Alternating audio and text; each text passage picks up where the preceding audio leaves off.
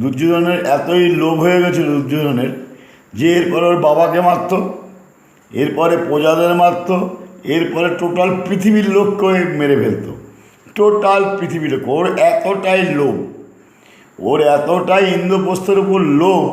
আল্লাহকে তো মারতই, ওর যে সৃষ্টি করেছে প্রথম, সে শিবকে মারত, দুর্গা দেবীকে মারত, তারা মাকে মারত।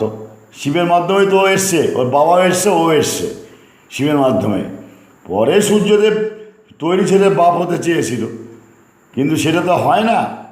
সূর্যদেবও ধ্বংস হতে হবে, ব্রহ্মদেবও ধ্বংস হতে হবে, অগ্নিদেবের ইন্দ্রদেবেরও ধ্বংস হতে হবে। কেননা এরা কেউ আল্লাহ না, এরা আল্লাহর একটা কর্মচারী।